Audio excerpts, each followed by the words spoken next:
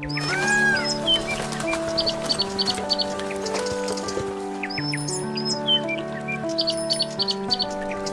गांव में 10 वर्षीय बसंत नाम का अपाहिज बालक रहता था।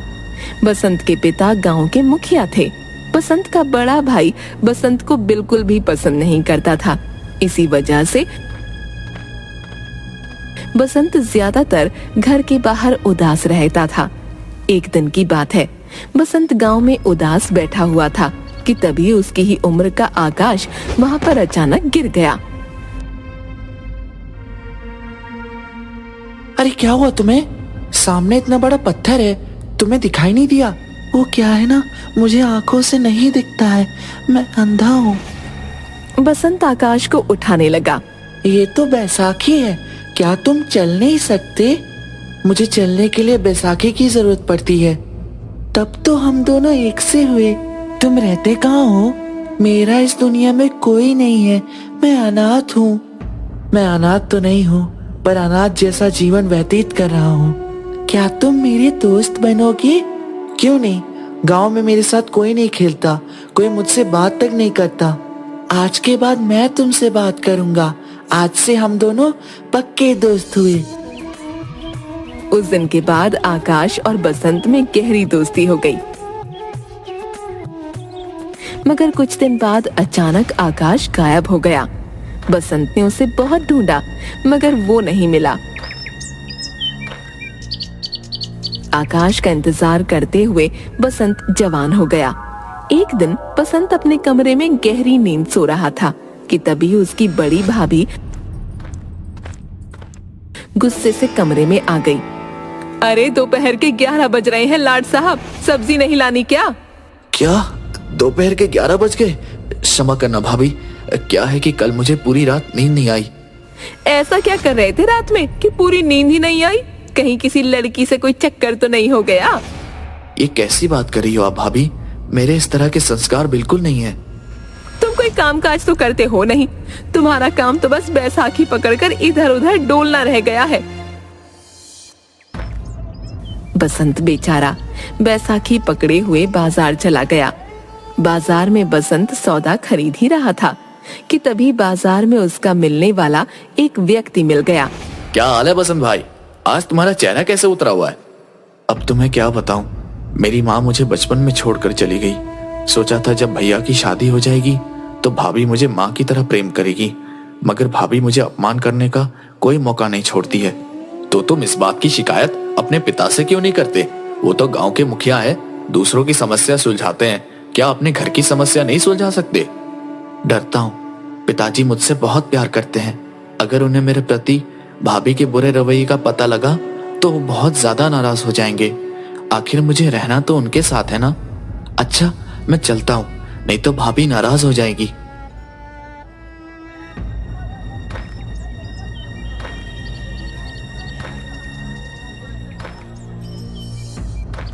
बसंत घर चला गया। बसंत को देखकर बिंदिया आग बबूला हो गई। 11 बजे बाजार गए थे और अब 12 बज रहे हैं। इतनी देर में तो पूरी सब्जी मार्केट खरीद कर ले आती हूँ मैं। ये कैसी बात कर रही हो आप भाभी? भाभी आप तो जानती हैं कि मैं अपाहिज हूँ। मैं आम लोगों की तरह जल्दी जल्दी नहीं चल सकता।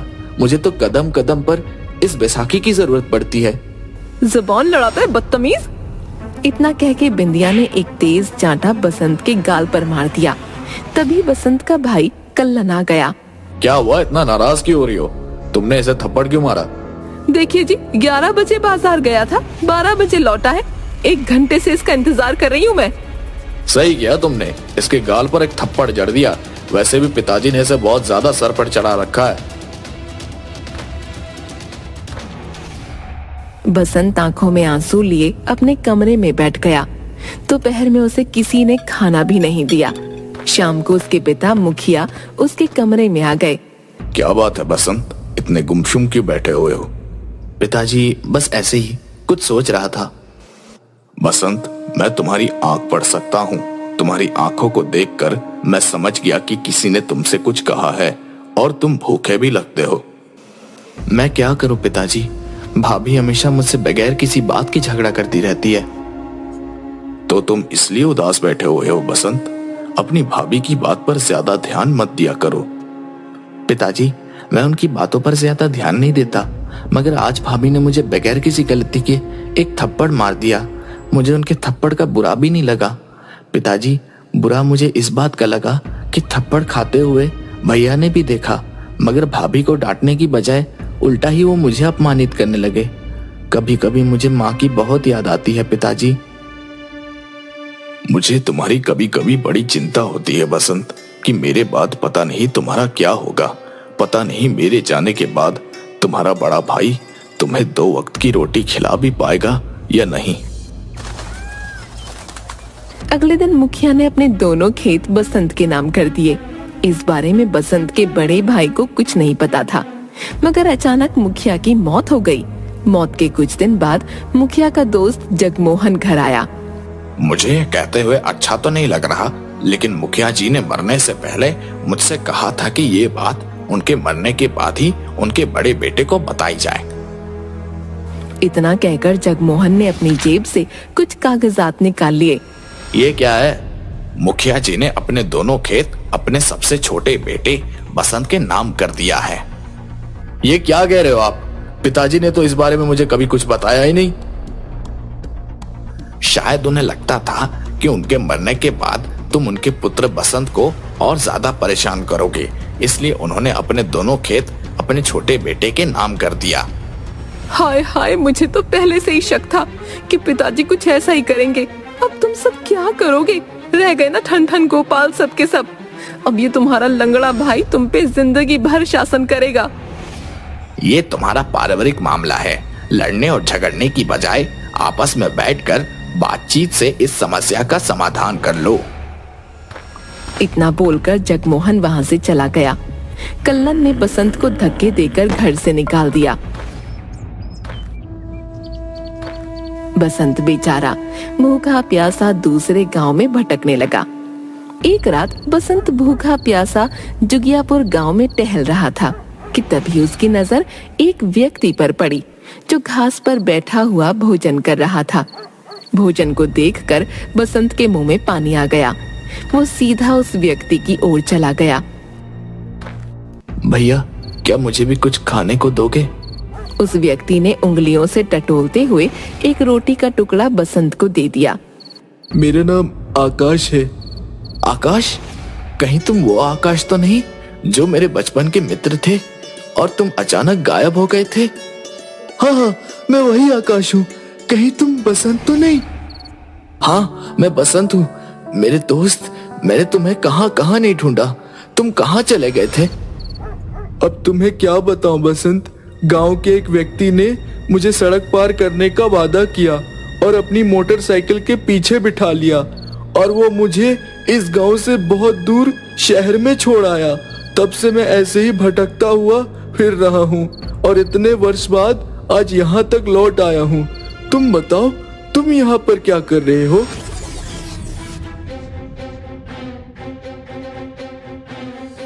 घबरा मत मेरे दोस्त, अब मैं आ गया हूँ ना।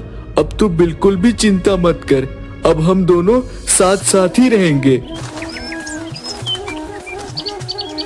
उस दिन के बाद आकाश और बसंत साथ साथ रहने लगे।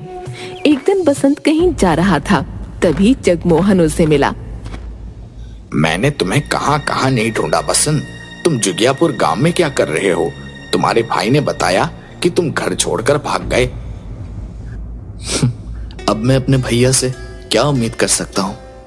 बोलिए जगमोहन साहब, क्या जरूरी बात करनी है? बात यह है बसंत कि वसीयत करने से पहले तुम्हारे पिताजी ने तुम्हारा शारीरिक परीक्षण करवाया था। हाँ, मुझे याद है। पिताजी मुझे एक डॉक्टर के यहाँ पर लेके गए थे। उसने मेरी खून की जांच की थी। कुछ दिनों पहले ही रिपोर्ट मुझे प्राप्त हुई। तुम्हें एक भयानक बीमारी है बसंत। तुम इस दुनिया में कुछ दिनों के ही मेहमान हो। जगमोहन की बात सुनकर बसंत अंदर से हिलकर रह गया। उसकी आंखों से आंसू बहने लगे। कुछ देर बाद बसंत फीकी मुस्कुराहट के साथ बोला, वैसे भी जिंदगी में मुझे कभी सुख तो मिला नहीं। जगमोहन साहब, तो क्या आप मुझे सिर्फ ये बताने के लिए यहाँ पर आए हैं? मैं जानता हूँ बसंत कि तुम्हारे भाई और भाभी का तुम्हारे प्रति व्यवहार कितना बुरा था और उन्होंने कि तुम्हें धोखा देकर घर से बाहर भी निकाल दिया था, लेकिन उन्हें उनकी किए की सजा भी मिल चुकी है बसंत। तुम्हारा बड़ा भाई अब सड़क पर आ चुका है और तुम्हारी भाभी सड़कों पर भीख मांगकर गुजारा करती है। मैं इस बात को नहीं मानता वकील साहब। अगर तुम्हें मेरी बात का विश्वास नहीं तो स्वयं अपनी आंखों से देख लो। इतना कह के जगमोहन ने दूर से एक औरत की ओर इशारा कर दिया। उस औरत को देखकर बसंत पूरी तरह से चौंक गया। अरे ये तो भाभी है, तो क्या भैया को कहीं पर काम नहीं मिला? नहीं, क्योंकि तुम्हारा भाई अब अपाहिज हो चुका है तुम्हारी तरह। बसंत, तुम तो कुछ दिनों के ही मेहमान हो, तो क्यों ना तुम अपने दोनों खेत अपने भाई के नाम कर दो। ये बात मैं तुमसे सिर्फ इंसानियत के नाते कह रहा हूँ, बाकी तुम्हारी मर्जी। जगमोहन की बात सुनकर बसंत कुछ सोचता हुआ बोला। मैंने सोच लिया है जगमोहन चाचा, मुझे क्या करना चाहिए। आप घबराओ मत, मैं अपने भैया और भाभी को सड़क पर भीख मांगने नहीं दूंगा, लेकिन उसके बदले मैं आपसे कुछ चाहता हूँ। तुम मुझसे क्या चाहते हो? बसंत जगमोहन के कान में कुछ बताने लगा। अगले दिन आकाश ने देखा कि बसंत नहीं था। आकाश ने बसंत को बहुत ढूंढा, मगर बसंत उसे कहीं नहीं मिला। ऐसे ही कई महीने बीत गए। एक दिन अचानक आकाश किसी कार से टकरा गया। कार से एक व्यक्ति बाहर निकलकर आ गया। अरे तुम्हें चोट तो नहीं आई? नहीं नहीं साहब, मुझे कोई चोट नहीं आई। मेरे शरीर को तो हर 5 मिनट बाद किसी न किसी चीज से टकराने की आदत है। मेरा नाम डॉक्टर जोशी है, क्या तुम अंधे हो? जी हाँ डॉक्टर साहब, मैं अंधा हूँ। डॉक्टर आकाश की आंखों को हाथ लगाकर चेक करने लगा। तुम्हारा इलाज संभव हो सकता है। अगर तुम चाहो तो मैं तुम्हारी आंखों की रोशनी वापस लौटा सकता हूँ। ये सुनकर आकाश खुशी से झूम उठा। क्या क्या वाकई देख सकता हूँ डॉक्टर साहब? हाँ, तुम देख सकते हो, आओ मेरे साथ। डॉक्टर आकाश को एक अस्पताल में लेकर आ गया। कुछ ही महीनों में आकाश को दिखाई देने लगा। ये लो आकाश, 10 लाख रुपए। अब तुम्हें सड़कों पर भीख मांगने की जरूरत नहीं है। आकाश ने उन 10 लाख रुपए का खाद का काम शुरू किया। कुछ ही समय में आकाश पैसों में खेलने लगा। अब वो एक बहुत अमीर व्यक्ति बन चुका था। कुछ सालों बाद आकाश डॉक्टर के घर पर आया। मैं भी तुमसे ही मिलना चाहता था आकाश। दरअसल मैं तुम्हें कुछ देना चाहता था। मैं आपको कुछ लौटाने आया हूँ। इतना कहकर आकाश ने 10 लाख रुपए डॉक्टर को दे दिए। मैं आपका एहसान जिंदगी भर नहीं भूलूंगा डॉक्टर साहब। दुनिया में एक तरफ जहां आप जैसे अच्छे इंसान मौजूद हैं जो मुझ जैसे व्यक्ति की मदद करते हैं, तो वहीं दूसरी तरफ मेरे मक्कार दोस्त की तरह जो बीच रास्ते में मुझे छोड़कर भाग जाता है। ये 10 लाख तुम्हारे हैं आकाश।